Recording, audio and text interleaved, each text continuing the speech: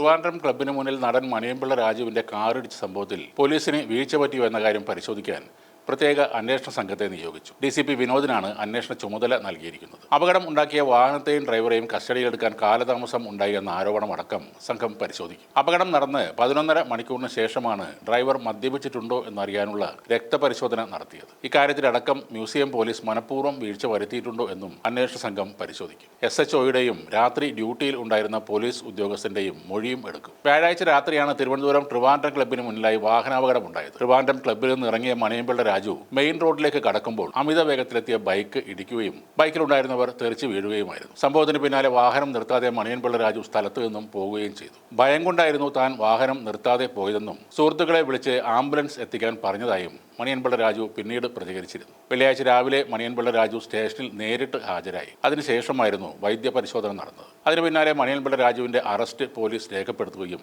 ജാമ്യത്തിൽ വിടുകയും ചെയ്തിരുന്നു. അപകടത്തിൽപ്പെട്ട വാഹനം പോലീസ് കസ്റ്റഡിയിൽ എടുത്തിട്ടുണ്ട്. എന്നാൽ മാധ്യമങ്ങളോട് അദ്ദേഹം പറഞ്ഞ ഒരു കാര്യം കൂടെ ഉണ്ടായിരുന്നു. തനിക്ക് ചിക്കൻ ഗുനിയ ഉണ്ടെന്നാണ് അദ്ദേഹം പറഞ്ഞത്. അതിപ്പോൾ ആരും കാര്യമായി എടുക്കുന്നുമില്ല. എന്നാൽ ചിക്കൻ ഗുനിയ ബാധിച്ച് അവശനായ ഒരാൾ രാത്രി ട്രിവാൻഡ്രം ക്ലബ്ബിലെ പൊതുപരിപാടിയിൽ സംബന്ധിക്കാൻ പോയത് എങ്ങനെയെന്ന ചോദ്യത്തിന് ഉത്തരവുമില്ല. ട്രിവാൻഡ്രം ക്ലബ്ബിന് മുന്നിൽ അപകടവുമായി ബന്ധപ്പെട്ട് CCTV ദൃശ്യങ്ങൾ പുറത്തു വന്നിരുന്നു. ക്ലബ്ബിന്റെ പാർക്കിങ്ങിൽ നിന്നും മണിയൻപിള്ള രാജു വാഹനം പ്രധാന റോഡിലേക്ക് ഇറക്കുന്നതിനിടെ അമിത വേഗതയിലെത്തിയ ബൈക്ക് ഇടിക്കുകയായിരുന്നു. കാറിന്റെ മുൻഭാഗത്ത് ബൈക്ക് വന്നിരിക്കുന്നതും യുവാക്കൾ റോഡിലേക്ക് തെറിച്ചു വീഴുന്നതും ദൃശ്യങ്ങളിൽ വ്യക്തമാണ്. ഇൻഡിക്കേറ്റർ ഇട്ടാണ് പ്രധാന റോഡിലേക്ക് മണിയൻപിള്ള രാജു വാഹനം എടുക്കുന്നത്. പിന്നാലെ ബൈക്ക് വന്ന് ഇടിക്കുകയും മണിയൻപിള്ള വാഹനം നിർത്താതെ എടുത്തു പോകുകയുമായിരുന്നു. ഈ അപകടത്തിൽ ശ്രീകണ്ഠേശ്വരം സ്വദേശികളായ നിദേവ്, സൂരജ് എന്നിവർക്കായിരുന്നു പരിക്കേറ്റത്. സൂരജിനെ SP ഫോർട്ട് ആശുപത്രിയിലും നിദേവിനെ കിംസ് ആശുപത്രിയിലും പ്രവേശിപ്പിച്ചിരുന്നു. സൂരജിന്റെ തുടയലിന് പൊട്ടലും നിവേദിന് കാലിന് ഒടിവും പറ്റിയിരുന്നു. മണിയൻപിള്ളയുടെ കാർ അപകടത്തിൽപ്പെടുന്നതിന്റെ CCTV ദൃശ്യങ്ങൾ കണ്ട ശേഷം ഭൂരിപക്ഷം പേരും അദ്ദേഹത്തെ സപ്പോർട്ട് ചെയ്യുകയാണ്. മണിയൻപിള്ള രാജു വാഹനത്തിന്റെ ഇൻഡിക്കേറ്റർ ഇട്ടിരുന്നു. കൂടാതെ വളരെ സാവധാനത്തിലാണ് അദ്ദേഹം തിരിഞ്ഞത്.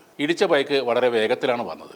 അതിനാൽ തെറ്റ് ബൈക്കുകാരുടെ ഭാഗത്താണ് എന്ന് പറഞ്ഞാണ് ന്യായീകരണങ്ങൾ. നിങ്ങൾ ഡ്രൈവിംഗ് ലൈസൻസ് എടുത്തവരോ അല്ലെങ്കിൽ അതിൻ്റെ പ്രാരംഭ നടപടിയായിട്ട് ലേണേഴ്സ് ലൈസൻസ് എടുത്തവരോ ആണെങ്കിൽ ചില കാര്യങ്ങൾ നിങ്ങൾക്ക് തന്നെ അറിയാവുന്നതാണ്. നിങ്ങളുടെ വീട്ടിൽ നിന്നോ അല്ലെങ്കിൽ ഏതെങ്കിലും ഇടവഴിയിൽ നിന്നോ നിങ്ങളൊരു വാഹനവുമായി മെയിൻ റോഡിലേക്ക് കയറുമ്പോൾ എന്താണ് ചെയ്യേണ്ടതെന്ന് കൃത്യമായി ഗതാഗത നിയമത്തിൽ പറയുന്നുണ്ട്. നിങ്ങൾ ഇൻഡിക്കേറ്റർ ഇട്ടതുകൊണ്ടോ അല്ലെങ്കിൽ വാഹനം വേഗത കുറച്ച് ഓടിച്ചതുകൊണ്ടോ നിങ്ങൾക്ക് മെയിൻ റോഡിൽ കയറാൻ കഴിയില്ല. ഈ പറഞ്ഞ പോലെ ഇൻഡിക്കേറ്റർ ഇടണം, വേഗത കുറക്കണം, എന്നിട്ട് മെയിൻ റോഡ് ക്ലിയർ ആണെന്ന് ഉറപ്പുവരുത്തിയിട്ട് വേണം അവിടേക്ക് പ്രവേശിക്കാൻ. അതാണ് നിയമത്തിൽ പറയുന്നത്. നമ്മുടെ നാട്ടുകാർ മാത്രമാണ് മണിയൻപിള്ള രാജു ചെയ്തതിൽ തെറ്റില്ല എന്ന് പറയുന്നത്. നിങ്ങൾ പ്രവാസികളോട് ആരോടെങ്കിലും ഒന്ന് ചോദിച്ചു നോക്കുക. ഈ CCTV വീഡിയോ അവരെ കാണിച്ചു നോക്കുക. മണിയൻപിള്ള രാജുവിന്റെ ഭാഗത്താണ് തെറ്റെന്നതിൽ 99% ആളുകളും പറയും. മെയിൻ റോഡിലൂടെ മറ്റു വണ്ടികൾ വരുമ്പോൾ ഇടവഴിയിൽ നിന്ന് മെയിൻ റോഡിലേക്ക് പ്രവേശിച്ചു എന്നത് വലിയ തെറ്റാണ്. ബൈക്ക് ഓവർ സ്പീഡിൽ ആണെങ്കിൽ അത് മറ്റൊരു നിയമലംഘനമാണ്. പക്ഷേ അവിടെ അപകടം ഉണ്ടാക്കുന്നത് ഇടവഴിയിൽ നിന്നും മെയിൻ റോഡിലേക്ക് കയറുന്ന മണിയൻപിള്ള രാജുവിന്റെ വാഹനമാണ്. വേഗതയിൽ വരുന്ന ആ ബൈക്ക് കടന്നുപോയ ശേഷം